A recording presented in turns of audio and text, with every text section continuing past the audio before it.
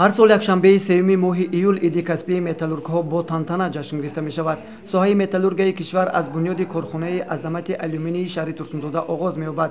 ҳанӯз 5 феврали соли 1965 оид ба сохтумони корхонаи алюминбарорӣ дар шаҳри Турсунзода собиқ регар қарор қабул гардида буд, ки метавон онро оғози фаъолияти соҳаи металлургияи ранга дар ҷумҳурии Тоҷикистон ҳисоб намуд. сохтумони заводи алюминии соли 1966 оғоз ёфта дар таърихи Тоҷикистон ва саноати алюминии кишвар саҳифаи нав боз намудааст.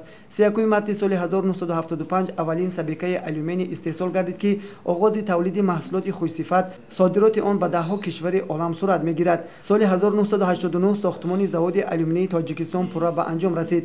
12 иморати сехи электролиз пурра бунёд ёфт. баробари бунёд ёфтани корхонаи алюминбарорӣ мардуми таҳҷоӣ, ки асосан ба кишоварзӣ, пахтакорӣ ва чорводорӣ машғул буданд, тадриҷан касби нави металлургро аз худ намуданд. деҳқонони пахтакор касби худро ба касби металлург бадал намуданд. замони соҳибистиқлолӣ симои тозаи корхонаи азамати мо чун шиносномаи саноат ва миллати тоҷик ба ҷаҳониён муаррифӣ гардид. соли 2007 бо мақсади баланд бардоштани нуфузу эътибори саноати алюминии Тоҷикистон дар арсаи байналмилалӣ заводи алюминии Тоҷикистон расман ба корхонаи воҳиди давлатии ширкати алюминии тоҷик табдили ном намуд.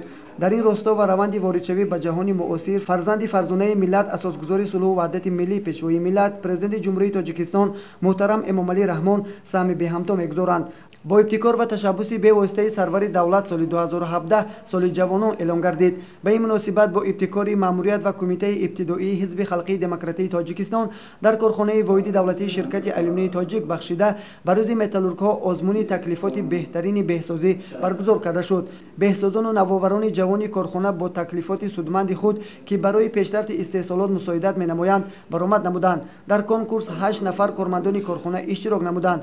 барои беҳсозон 3 зинаи ифтихорӣ муқаррар карда буд. зинаҳои ифтихорӣ Насиби Буриев Манучер, муҳандиси сехи таъминоти барқ, Очилдиев Абдунаби, барқкори қитъаи сехи барқ гардид. ҷои дуюм бошад Насиби Калонов Исроил ва Ҷураев Ҷамшед, кормандони корхонаи мазкур гардид. ва ба 4 нафари дигари иштироккунандагон ифтихорнома ва маблағҳои пулии роҳбарияти корхона ва кумитаи иҷроияи ибтидоии ҳизби халқии демократии Тоҷикистон дар корхонаи воҳиди давлатии ширкати алюминии тоҷик тақдим карда шуд. инчунин семинар-машварати сайёр бахшида ба соли ҷавонон ва ҷашни касбии металлургҳо дар мавзӯи саҳми ҷавонони корхонаи воҳиди давлатии ширкати алюминии тоҷик дар пешрафти саноати кишвар дар дараи хушманзараи Қаратоғ баргузор шуд, ки дар он 80 нафар кормандон ва ҷавонони фаъоли ихтироъкори корхонаи алюминбарорӣ ширкат намуда дар ин бора суханронӣ карданд.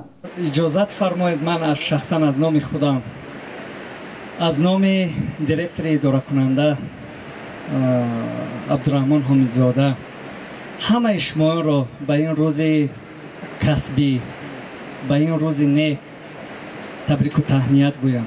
мо ҷавонони корхонаи воҳидии ширкати алюминии тоҷик мо аз он шод ҳастем, ки имрӯз бо сиёсати хиратмандонаи пешвои миллат, асосгузори сулҳу ваҳдат муҳтарам Эмомалӣ Раҳмон мо соҳиби кор ҳастем.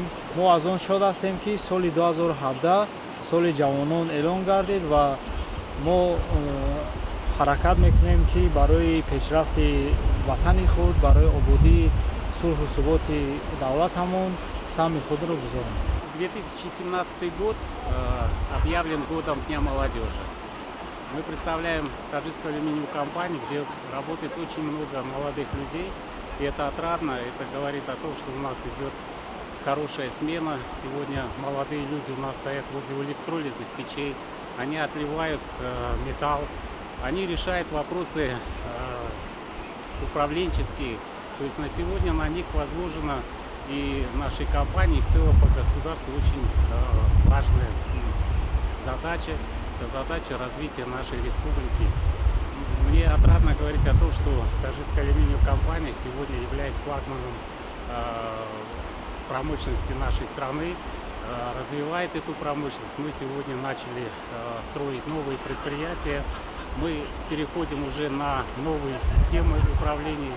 И везде, где мы не находились бы, что бы мы ни строили, везде за главную роль играет наша молодежь. бояд зикр намуд, ки чунин чорабиниҳо ва озмунҳову конкурсҳо ба фаъолият ва пешравии корхонаи азамати кишвар мусоидат менамояд. Собирҷон Саидов, Зафар Асанов барои барномаи иттилоотии Хабар.